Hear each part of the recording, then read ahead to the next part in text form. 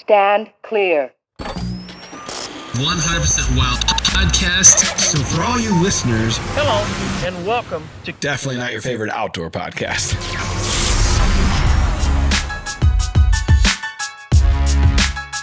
What's up, everybody? Welcome back to the DruryOutdoors 100% Wild podcast, powered by DeerCast. You are joined by Matt Drury.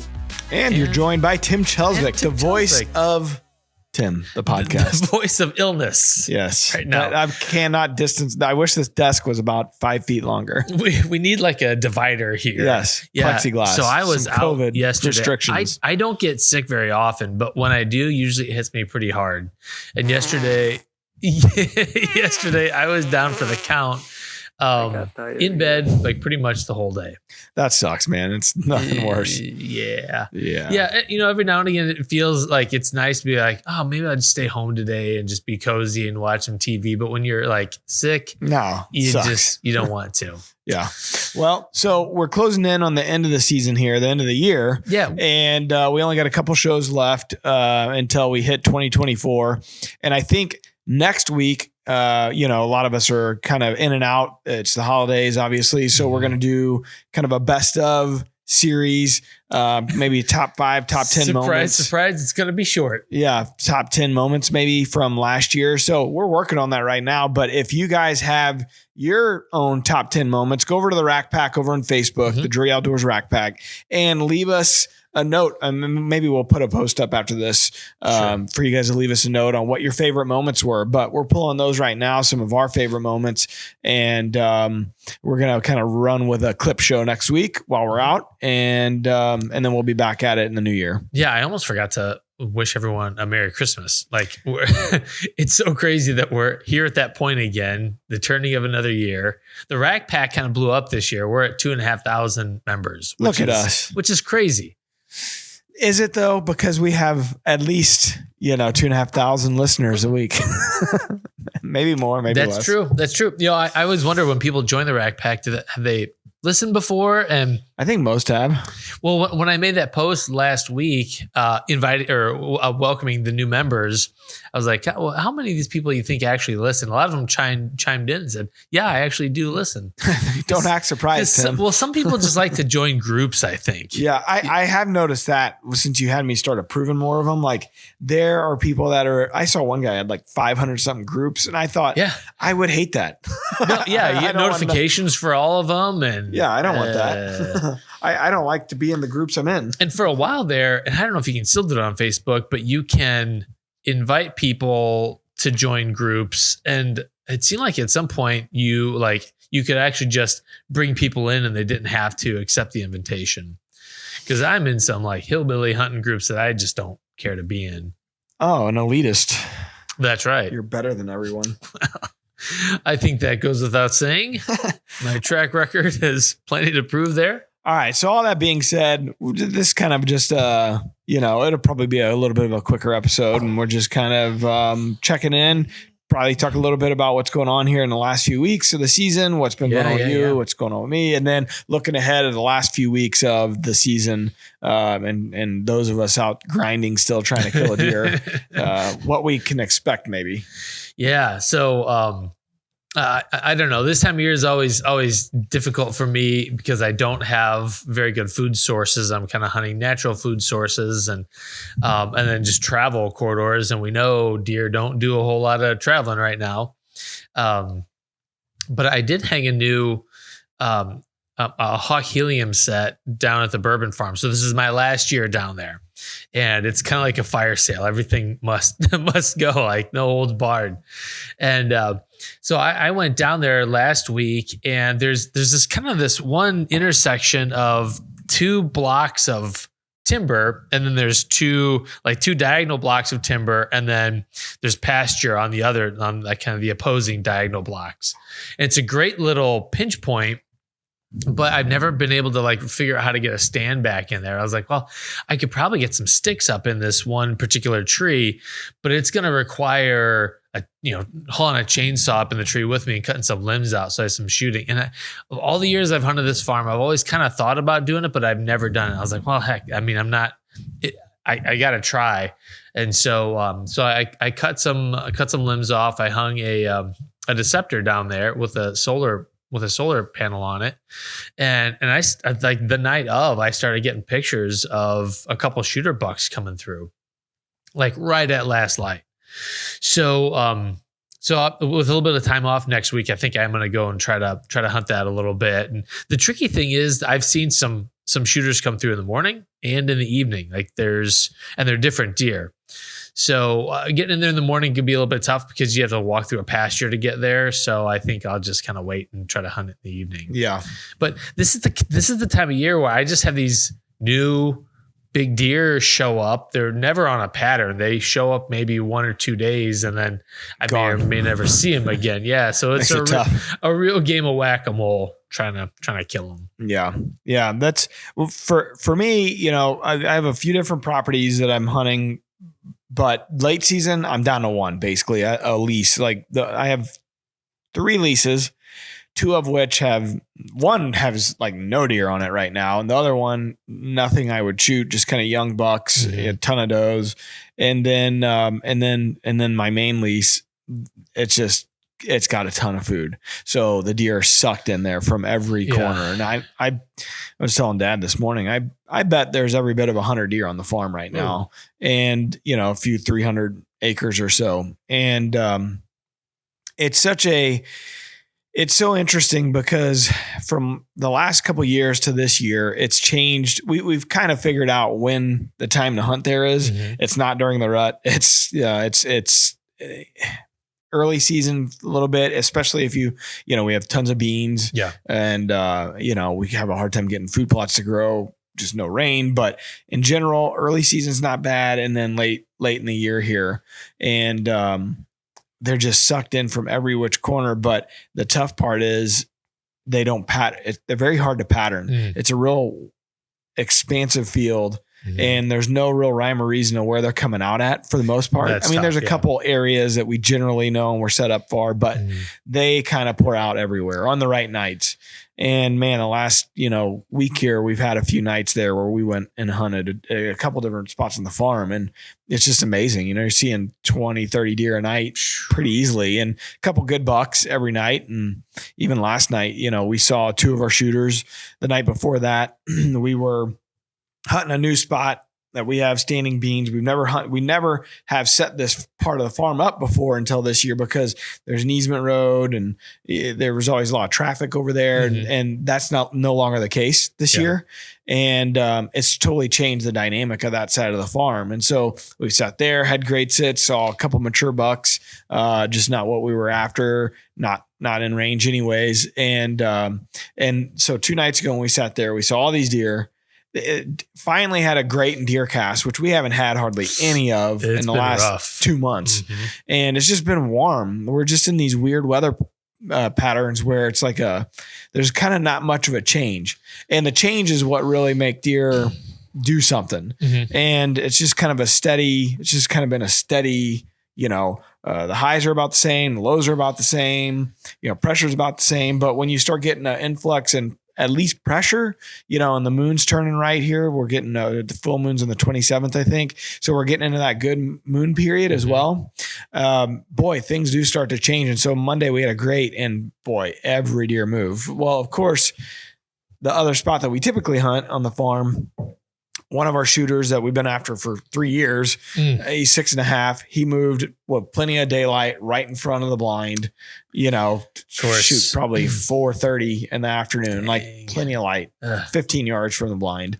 And then just after light, maybe 30 minutes after legal, a deer that showed up, like I've had a couple deer show up that we didn't really know from years past, or that aren't homeboys, and they're big deer. And one of them showed up on camera. So the first time we saw him was like right around Thanksgiving. And then maybe a week or 10 days ago showed up, on a different spot on the farm, which is where we sat on the DeerCast, great DeerCast night. Yeah. Well, that same night, he showed back up on the other side of the farm. So he's jumping around to your point, like no real hard to pattern him. And usually this time of year, you think, okay, it's bed to food, food to bed.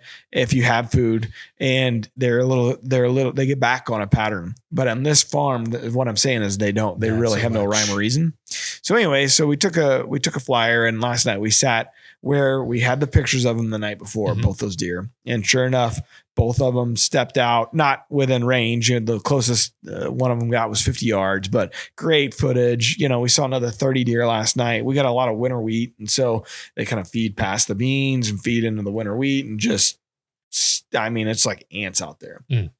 So anyways, I think the real tough part is, for everybody, is right around Christmas time. Usually the weather gets good. This year, I don't think it actually kind of warms up. A little warm. I don't think that's going to be the case, but the moon's good.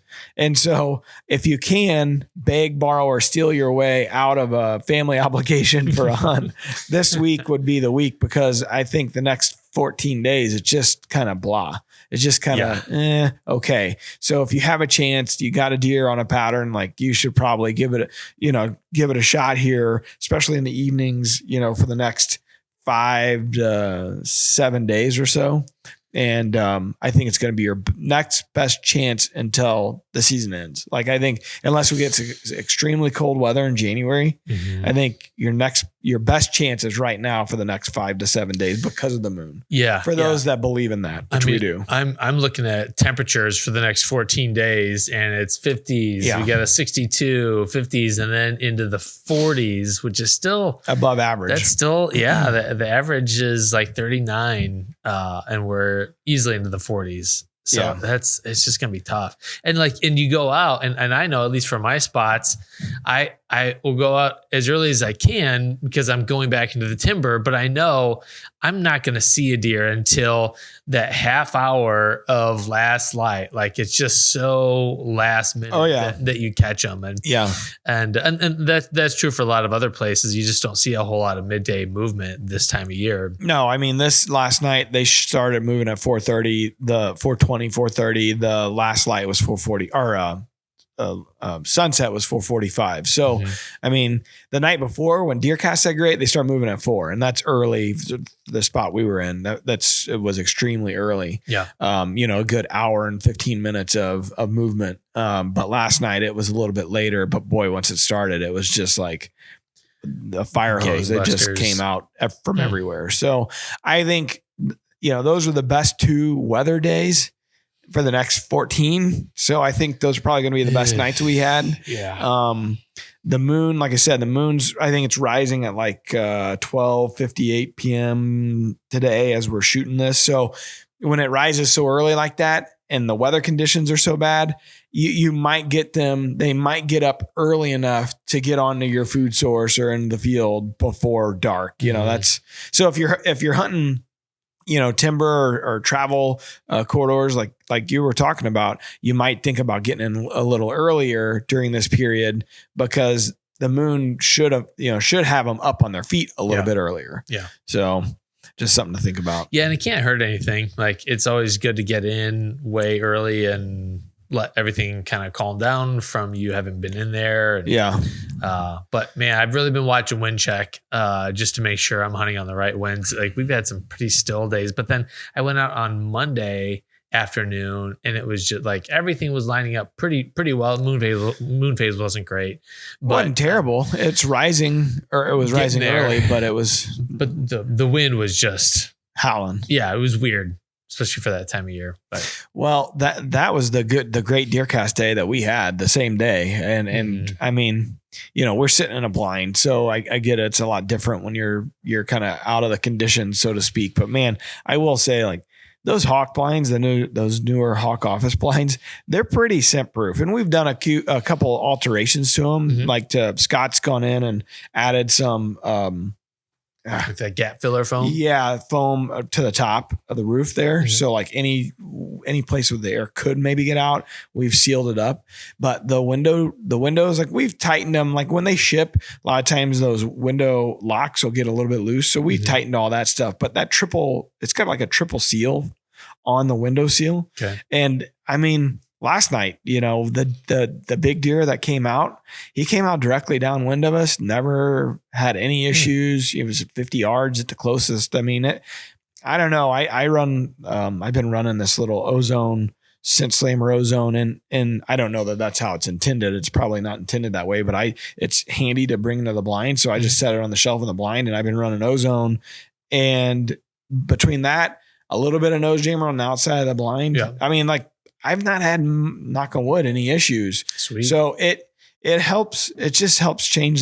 Like, we had deer all around us the last couple nights, and how tall is your platform? Those are 10 foot. Okay. So I don't know, like on those super windy nights, I don't like hunting the wrong wind. But like when it's high pressure and light wind variables, like almost, I'm not saying like foolproof, but it feels like it's almost foolproof. It'd be nice to have the extra layer of defense. Yeah. So now opening a window, shooting one, that's a different story. It's really tough to hunt out of those in that regard. Seeing deer, great. It puts you in their natural habitat and they have no idea you're anywhere in the world. That's great. Getting a shot on one, it can be tough, man, to get the windows open, get the window, get the locks undone, the window open. Yeah. And especially with archery in hand, like that's a little tougher. It's a lot of coordination. It is. And then just trying to be quiet while you're doing it. Yeah. And so that's Crimea River, I know, but that's where, if people hunt like that with blinds, that's where I think it's the hardest for that style. Yeah. Actually sealing the deal. But even, like the spot we were in, I've been thinking about, we have a tree stand over there. It's on the other side of where these deer are coming out now, is for the early season. But I just keep thinking about it. It's like, it just would not be a great tree stand spot. The way that the terrain is, everything, the thermals would all be sucking into where all the deer are coming out of. Yeah. So I would love to hunt a tree stand. I'd love to hunt a little bit closer to where they're coming out, but it's not a smart move. I think we'd get busted before the night ever started, Yeah. So I always try to weigh that into it.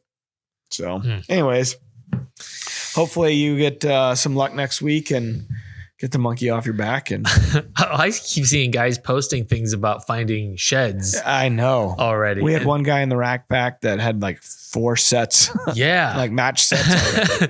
I mean, it's already depressing enough that it's Christmas and I have not killed a mature buck, but then to have guys talking about finding sheds, it's like, oh, that's not good. I will say, for any of you guys out there giving Tim shit for not killing a deer, Tim hasn't hunted much. Like, work here has been really nuts this year, and Tim has not had a ton of chances. So I'm not trying to pat you on the back, but you haven't had a lot of opportunities by this season. So me, on the other hand, I've hunted just the same as I always have. And you have punched a tag. Yeah. So there was one year where I killed what I thought was a mega doe, and it was right around Christmas. And when I got up to him, he had black spots where his pedicles had shed. I mean, this is years ago. I just, I didn't really expect it at that time. I think it was prior to Christmas. Yeah. But depending on health and nutrition and CWD and like all the other things that deer face, you could get some deer dropping. Yeah. Yeah. So some guys are saying they're seeing it earlier than ever, but it's strange. Like, you wouldn't think maybe the drought has something to do with that, I guess. But I always think super cold weather is what makes them drop early. Yeah. A hard early winter, but I don't know. All right, let's jump into what we got. Wildlife word. It's brought to you by DeerCast Wind Check. Pick your late season stands with confidence with the only wind check tool that shows you custom wind animations on your map out to 5 days. And I think an often overlooked aspect of wind check is that little information button on the screen there, that if you tap it'll come up and it'll tell you, like, Mark actually wrote these out. It'll tell you how to hunt that particular wind speed, or how it affects the deer potentially, and what you can expect out of it. So that's always, Ben looks like he's about to puke. Oh, he's got a cough. Ben, get the hell out of here. Everyone's sick. Okay, so whitetails typically lose this much of their body weight as they survive the winter months. Is it A, 1 to 2%, B, 60 to 70%, C, 10 to 15%, or D, 50%. I'm going to go with C, 10 to 15%. You, sir, are correct. 10 to 15% of their body weight. And biologists think that they could, if the deer is healthy enough, lose as much as 30% and still survive. You see, we talk about it a lot as we're looking at deer aging mature bucks. This time of year, it can be tough, especially if you have somebody new show up that you don't know of.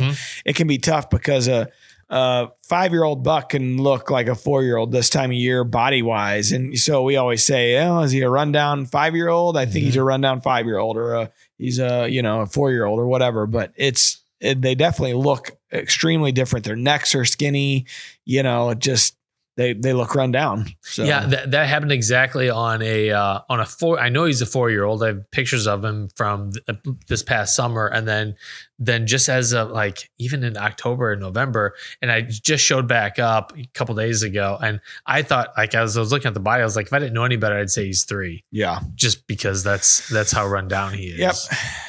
So yeah, it's tough, and generally biologists will talk about deer body weight as like a roller coaster ride, and that they feed up in the summertime and then in early fall, and then they start this decline that hopefully is gradual, but for a lot of deer is not, just depending on food sources and the difficulty of the winter, and that there's kind of a little lull at the end because they turn over onto like woody browse. And so that kind of helps blunt that downhill turn that they're taking on body weight loss. But they only can do that once. Like they can't go through a tough spring. They have to get on feed again. Otherwise they just perish. Yeah. That's why so many deer, even though they may not be healthy, they make it through a good portion of the winter. And you think, oh, the toughest part of the winter is over. It should be good now, but no, they're still kind of on that downhill trajectory. Yeah. I want to give a shout out real quick to Sean Wiley. He's the one that in the Rack Pack posted the picture of the sheds. It's 2, 4, 6 sheds he's got sitting here already for the year. Thanks a lot, Sean. Pretty crazy. I'm also going to do a audible here. So I see your shout out, but we had a really good shout out from the Sal podcast that I wanted to read here. Yeah, that was episode 356. If people have not heard that. Yeah. So we have a shout out from Zach Mortarana, I think. And he says he listens to every podcast, enjoys them all, but this one was really great to hear from a life perspective. I was impressed by Sal and his outlook on life and his ability to make a positive impact in just one short hour of the day as I listened on my way home from work. I also truly needed to hear this and took several small keys to make a difference in my everyday life that I'm going to try to focus on and work at making myself better. Thanks for doing this one. As soon as I was done listening, I called my brother and told him to listen too. I felt refreshed and appreciative, even though I had a rough week. Good choice, fellas. And thanks, Sal, for the advice and inspiration. That podcast, I get to chat with Sal here and there, off and on through the year. And I always get something out of every conversation like that with him. So if you haven't given it a listen to, I know it's not necessarily a totally deer centric episode. We're kind of all over the road. We do tell some deer stories, but I'd give it a watch or a listen. It's pretty good. That's a lot of the feedback I got from my buddies that listen. They're like, man, I know that wasn't your typical kind of show, but it was really motivational because I think all the guys that listen, we want to be better hunters, but we also want to be better guys and husbands and employees and name it. We're all on this march to be better people. Alan's shaking his head no. Alan's pretty much arrived. He's happy with where he is in life. Yeah. So especially going into this time of year, holidays, a little extra weight, New Year's resolutions, I think you might get some value out of that podcast. So give it a listen if you get a chance. Yeah. All right. So last but not least, shout outs. We got some new Rack Pack members. We did have another shout out from well, go ahead and read that one too. Our buddy Joe, the Pennsylvania bow hunter. No, it's Joe Pa bow hunter. Joe Pa. Maybe he's not from Pennsylvania. Might be a Pa. Seems like everyone from Pennsylvania just calls it PA. Saving time. Informational and provide good content reminds me of hunting camp conversations. Well, yeah. Yeah. All right. Last, but certainly not least, for real last, welcome new Rack Pack members over on Facebook, the Drury Outdoors Rack Pack. We got some real names, some fake names. You got to figure out which is which as I butcher them all. Here we go. All right. David Voorhees. Ooh. Scary. Is it Jason Voorhees? That's okay. David is his cousin, I think. Okay. What a name to have. Man. And a guy worked for me one time. His name was Jason Voorhees. No way. Nope. And he was Did like, he wear a mask to work? I know. He was a super nice guy. Sure. And he did kill a few people. Yeah. But he was expected nice. with a name like that. All right. Allegedly, Tim. Allegedly. All right. Lonnie Collins, Mike McLaren, Ken Dolman, Scott Farkas, the Farkas of Christmas Story. Of the Indiana Farkases. You know the Christmas Story, right? The I've heard of Farkas. Isn't that their name? The neighbors, the dogs? No, that's the Bumpuses. Damn it.